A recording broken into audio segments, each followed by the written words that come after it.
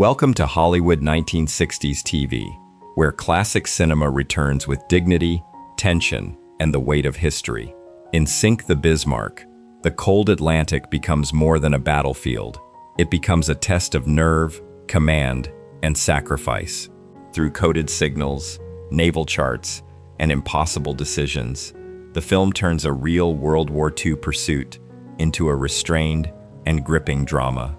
Tonight, we look back at the cast who gave this wartime story its discipline, humanity, and lasting power. The First Sea Lord is command at its highest and most silent level, a figure whose decisions carry the weight of ships, sailors, and national survival. Played by Laurence Naismith, born in 1908 in Thames Ditton, Surrey, England, the First Sea Lord brought calm authority to Sink the Bismarck. When the film was released in 1960, Naismith was 52 at the time, and his performance matched the film's restrained wartime tone. No panic, no theatrical speeches, only focus and responsibility under pressure. His scenes remind us that the battle against the Bismarck was not fought only at sea. It was also fought in command rooms, through maps, signals, and the terrible knowledge that one wrong decision could cost countless lives. Beyond this film, Naismith built a long career across British and international cinema and television. He passed away in 1992, at 83. His First Sea Lord remains memorable because Naismith made leadership feel composed, burdened, and quietly human beneath the uniform. Captain Jonathan Shepherd is the emotional center of Sink the Bismarck, a man whose calm exterior hides grief, pressure, and the lonely burden of command. Played by Kenneth More, born in 1914 in Gerrard's Cross, Buckinghamshire, England, Shepherd became the film's central figure when it was released in 1960. More was 46 at the time, and he gave the role intelligence, restraint, and quiet intensity. Shepherd is not a traditional battlefield hero. Most of his war is fought inside the Admiralty, surrounded by reports, charts, urgent signals, and decisions made far from the men they will affect. What makes the performance powerful is the humanity beneath the professionalism. Through his relationship with Second Officer Anne Davis, the audience glimpses the man behind the rank, tired, disciplined, and deeply marked by war.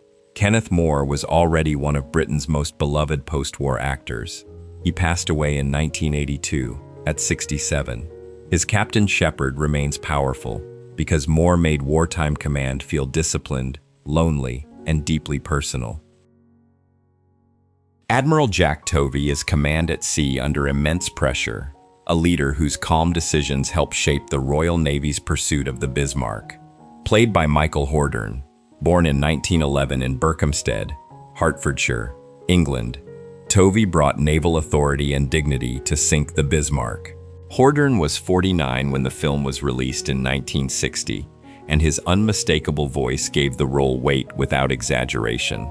Tovey works because the film depends on the balance between command room calculation and the brutal uncertainty of ships moving through dangerous waters.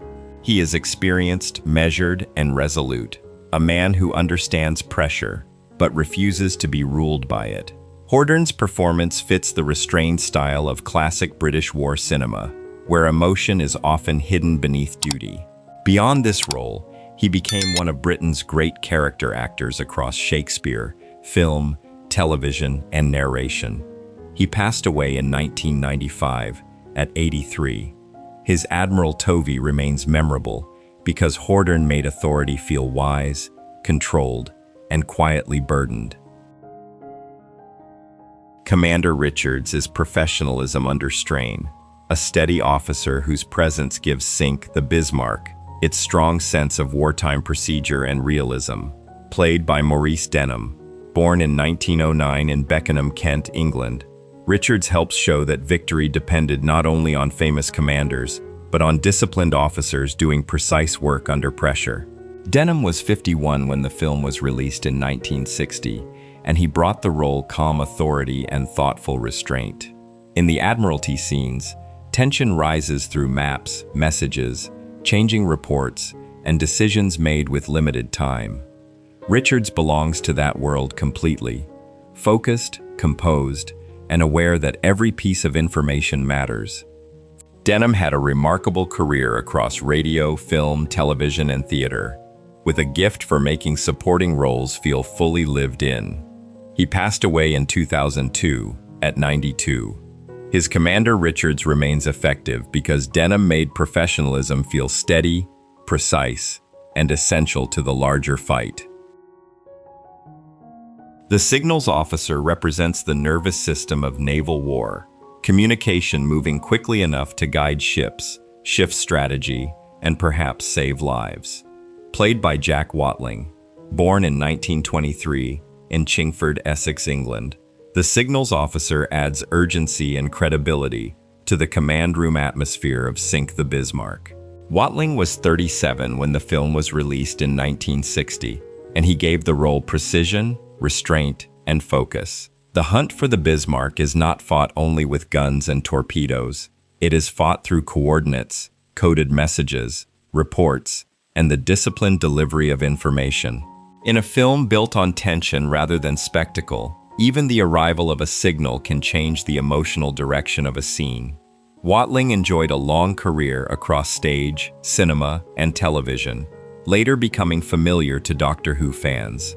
He passed away in 2001 at 78. His signals officer remains memorable because Watling made communication feel urgent, disciplined, and quietly heroic. Captain John Leach brings real naval gravity to Sink the Bismarck, and Esmond Knight's own wartime history gives the role a haunting depth. Knight was born in 1906 in East Sheen, Surrey, England, and was 54 when he played Leach in the 1960 film.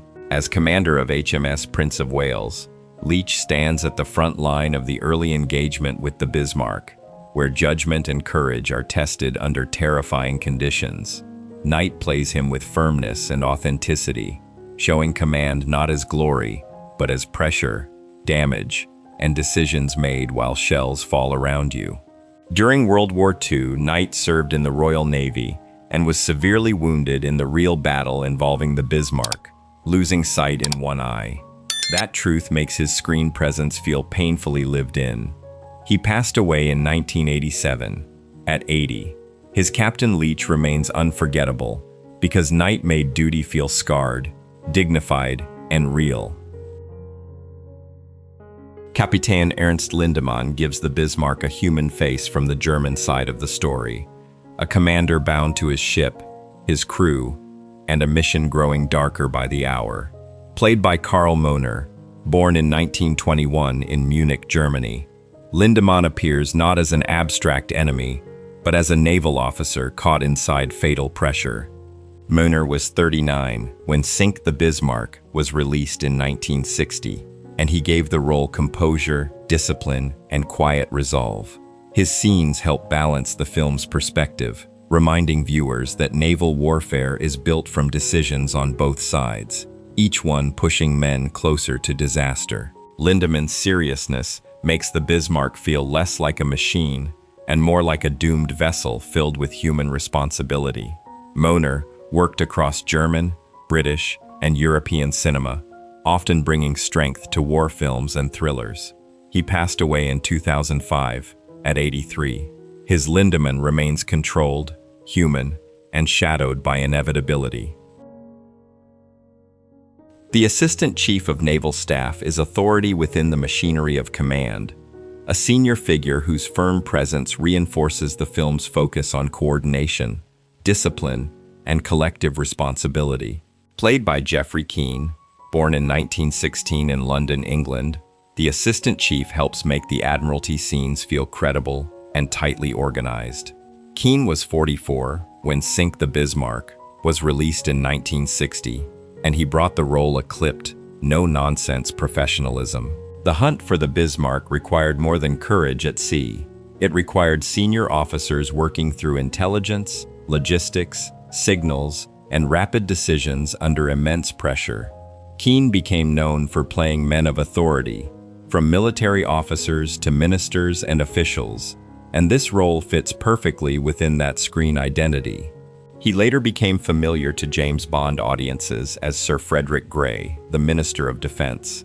He passed away in 2005, at 89. His assistant chief remains memorable because Keen made official command feel disciplined, sharp, and built from experience. Admiral Günter Lütjens stands at the center of the Bismarck's doomed mission, a commander trying to project certainty as the British fleet closes in.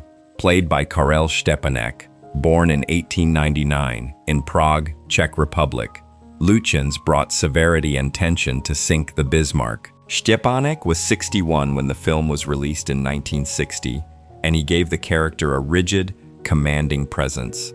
The role works because Lütjens is not simply presented as a distant enemy. He is a figure shaped by duty, ideology, and the pressure of a mission that becomes more desperate with every passing hour. His presence contrasts with Lindemann's naval professionalism, creating tension within the German command and making the Bismarck feel like more than a target on a map. Štěpánek built a career across Czech, British, and international cinema, often appearing in wartime and political dramas. He passed away in 1981, at 81. His Lütjens remains faithful, severe, and trapped inside history. Captain Bannister represents the dangerous patience of naval pursuit, a man connected to the ships shadowing the Bismarck while danger waits across the cold Atlantic. Played by Michael Goodliffe, born in 1914 in Bebington, Cheshire, England, Bannister adds to the film's sense of a vast operation unfolding through distance, pressure, and uncertainty. Goodliffe was 46 when Sink the Bismarck was released in 1960, and he gave the role a sober, professional quality. Tracking an enemy battleship was not only a matter of attack, it required nerves, endurance, and the willingness to remain close enough to danger to keep command informed. Goodliffe's restraint fits the film's documentary-like tone, where heroism is often quiet and responsibility carries the drama.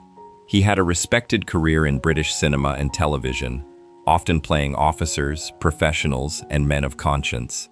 He passed away in 1976, at 61.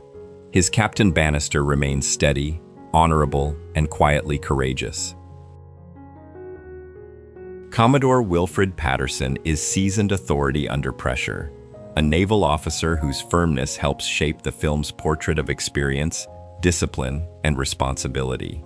Played by Jack and Gwillim, born in 1909 in Canterbury, England, Patterson brought a strong and authentic command presence to Sink the Bismarck.